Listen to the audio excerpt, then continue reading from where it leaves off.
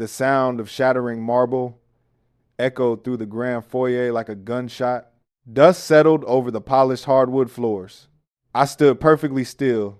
A single drop of blood slid down my thumb and hit the ground. It fell right next to the jagged remains of a sculpture that had taken me 3 months to carve. Most men would have yelled, most men would have raised their fists. But when you have spent a decade living in the darkest corners of the world, you learn that anger is a luxury you cannot afford. I looked at the man holding the golf club. He had no idea what kind of door he had just kicked open. He thought he was humiliating a broke, nameless sculptor. He did not know he was waking up a ghost. I made a silent vow right then and there. I swore on my own soul that I would use these callous hands to build a fortress of peace for my little girl. If you are also out there trying to find a strong anchor in the middle of life's storms, hit that subscribe button so we can build that strength together. My name is Elias. For the past 5 years, my only title has been dad. Before that, I did things that did not come with titles. I worked in the shadows. I kept very important, very targeted people alive, but that life cost you your humanity piece by piece. When my daughter Lily was born, I walked away from it all. I traded a tactical vest for a canvas apron. I traded firearms for chisels and rasps. We lived a quiet, invisible life. That was the plan anyway. Then I got the commission at the Sterling estate. Victoria Sterling was a woman who commanded rooms without raising her voice. She had just returned from overseas to take over her family's empire. She hired me to restore the classical artwork in her ancestral home. It was steady money. It meant Lily could go to a good school. Lily loved coming to the estate with me. She would sit in the corner of the sunroom with her little blocks of modeling clay. She made tiny, clumsy flowers while I coaxed angels out of raw stone. It was a good life. Pero peace always attracts people who want to break it. His name was Julian. Julian was Victoria's fiancé. He wore custom Italian suits and carried a sneer like it was a family crest. He hated me from the moment I walked through the service entrance. I think he hated the fact that I did not look at the floor when he spoke. Men like Julian demand submission. When you do not give it to them, they take it as an act of war. It happened on a Tuesday evening. Victoria was away in the city for a board meeting. I had just put the finishing touches on the centerpiece. It was a marble seraph, its wings spread wide to catch the evening light. Julian walked in holding a heavy iron golf club. He had been drinking. The smell of expensive scotch preceded him by 10 feet. He looked at the statue, then looked at my dusty boots. He told me I was nothing but a stray dog tracking mud into his future house. I kept my voice level. I told him the commission was complete and I would be leaving the premises. He did not like that. He did not like the lack of fear in my eyes. He swung the club. The iron head smashed into the seraph's wing. The impact sent a massive shard of stone flying backward. It sliced straight across the back of my hand. The statue crumbled into 100 ruined pieces. Julian laughed. He tossed a $50 bill onto the debris. He told me to sweep up my garbage and get out before he called the police for trespassing. Every instinct in my body screamed at me to close the distance. In my past life, Julian would have been on the floor with a shattered jaw before the club even hit the ground. My muscles tensed. I calculated the angle, the strike, the outcome. Then I heard a small gasp from the doorway. Lily was standing there.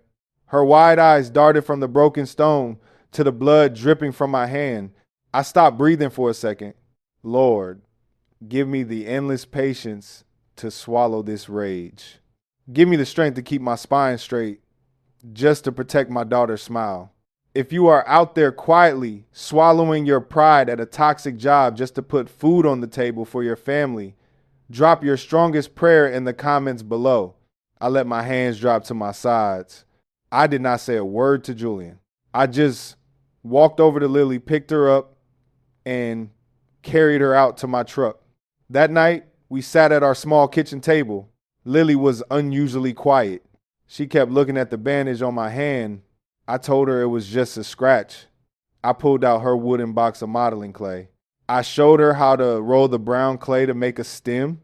I showed her how to press the yellow clay into tiny petals.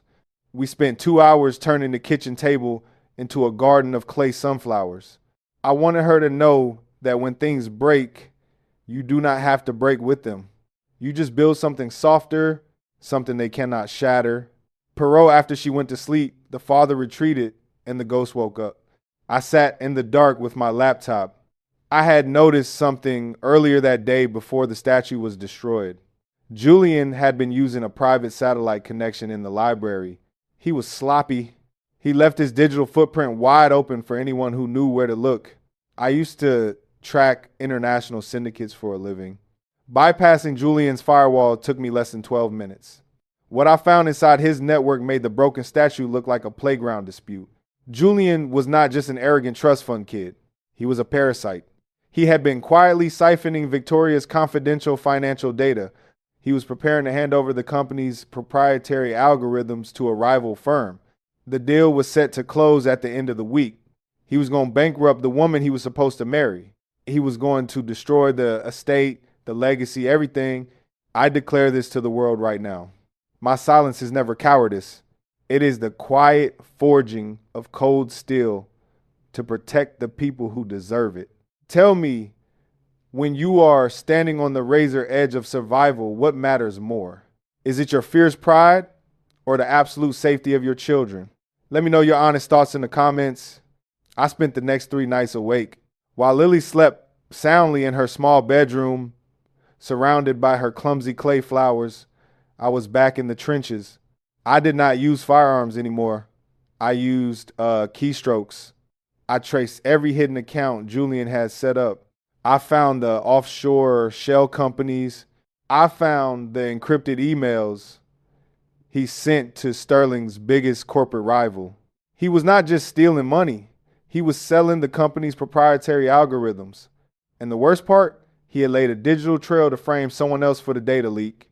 He had routed the proxy servers to point directly to the IP address of the guest network I had been using while working on the sculpture. He was going to steal millions, destroy Victoria's legacy, and send a poor nameless sculptor to federal prison to take the fall. That is the thing about arrogant men. They think poverty means stupidity. They think a man who works with his hands does not know how to use his mind. Friday night arrived. It was the night of the annual Sterling Foundation Gala. The estate was completely transformed. Valets parked imported sports cars along the sweeping gravel driveway. Waiters in crisp white shirts carried trays of expensive champagne through the halls. I was not invited, of course. Perot, when you know the security blind spots of a massive mansion because you just spent 3 months mapping its architecture, you do not need an invitation. I wore a simple black suit I had not touched in 5 years. I slipped through the caterer's entrance, bypassed the biometric locks on the server room, and plugged a small, encrypted flash drive directly into the mainframe. Then I walked up to the mezzanine balcony. I stood in the shadows, looking down at the ballroom. Julian was in his element. He wore a custom velvet tuxedo. He held a crystal glass, laughing loudly at his own jokes, surrounded by board members who thought he was the golden boy. Victoria stood a few feet away. She looked exhausted. She was carrying the weight of a massive empire, completely unaware that the man she was about to marry was holding a knife to her back. At 8 o'clock, Julian tapped a silver spoon against his glass. The ballroom fell silent. He walked up to the microphone on the grand stage. Behind him, a massive projector screen was ready to display the company's quarterly financial projections. Ladies and gentlemen, Julian started, his voice smooth and dripping with fake humility. Tonight we celebrate the future. A future of growth, of unparalleled security, and of partnership. He looked over at Victoria and gave her a practiced, hollow smile. And as I step into my new role as co-chairman, I want to show you exactly where we are heading. He pressed the button on his remote. He expected a beautiful upward trending graph. Instead, the screen flashed black. Then a harsh white document appeared on the 30-foot screen. It was a wire transfer receipt.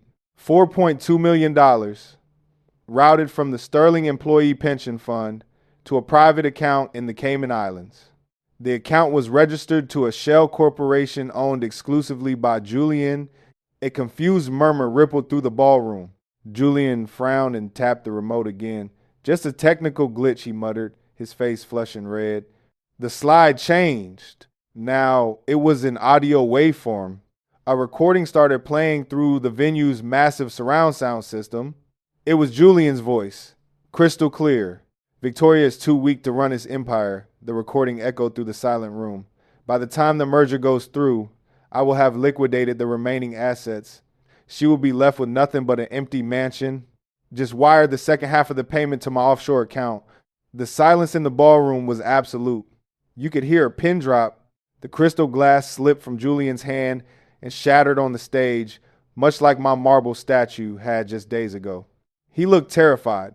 The smug, untouchable aristocrat was suddenly a cornered rat. He stammered, looking around frantically at the disgusted faces of the elite. This is a deep fake. This is a setup. Someone hacked the system. Victoria did not scream. She did not cry. She is a woman of power for a reason. She walked calmly up to the stage, picked up the microphone, and looked at the private security team standing by the heavy oak doors. Lock the gates, she said quietly, and call the federal authorities. Julian tried to run. He did not make it past the coat check before two security guards pinned him to the marble floor. His custom suit was ruined. His dignity was entirely gone. When a wicked man is forced to bow his head and pay for his crimes before true justice, it is not just punishment. It is the triumph of honesty. Do you believe that quiet kindness and absolute integrity always have the power to turn the tables in the most spectacular way? Leave a sincere comment below and share your thoughts with me. The police arrived in minutes. They dragged Julian out in handcuffs in front of the entire city's high society. I did not stay to watch the circus. My job was done. I walked down the back staircase, heading for the service exit. Perot, as I pushed open the heavy door to the courtyard, I heard footsteps behind me. Wait, it was Victoria. She had slipped away from the chaos. She walked up to me in the cool night air. My security chief said the override came from the internal network. Only someone who knew the exact layout of this house could have done it. She looked at me, really looked at me this time. You are not just a sculptor, are you? I did not answer. I just pulled my collar up against the wind. I am just a father trying to make a living, Miss Sterling. I reached out to push the iron gate open. As I did, my sleeve pulled back. The fresh bandage on my hand from where Julian had struck me was visible. But right above it, running up my wrist, was a deep, jagged scar. It was a very distinct, old burn mark. Victoria's eyes dropped to my wrist. She froze. Her breath caught in her throat. 7 years ago, in a war-torn province in Eastern Europe, a young heiress's convoy had been ambushed by a cartel. A nameless operative had pulled her from a burning vehicle, taken a piece of burning shrapnel to the wrist in the process before disappearing into the smoke. She had never seen his face. She had only seen that scar as his powerful hand gripped hers. She looked up at me, her eyes wide, with a realization that shook her to her core. It was you, she whispered, her voice trembling with emotion. All those years ago, it was you. I gave her a small, respectful nod.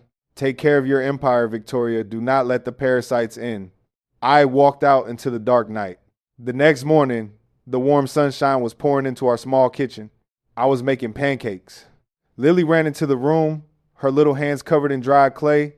She held up a beautiful, slightly lopsided clay flower. For you, Daddy. She beamed. Because you always fix things. I knelt down and took the flower. It was worth more to me than any marble statue in the world. Just then, there was a knock on the door. I opened it. Victoria Sterling was standing on my small porch. She was not wearing an evening gown. She was wearing a sharp, professional business suit. She looked at my modest house, then looked at Lily and gave a warm, genuine smile. I fired my entire security and intelligence division this morning, she said simply. I need a chief security advisor, someone who actually knows how to protect the family, and, she added softly, someone I can trust as a partner on every level. She held out a pristine contract. The number written on it was enough to guarantee Lily would never have to worry about anything ever again. I looked at the contract, then back at my daughter holding her clay flower. I took the pen. I prayed to the Lord that the fire of love and resilience always burns bright and eternal in your home. Hit that subscribe button to become a piece of our big, loving family, and let us help each other through the storms of life.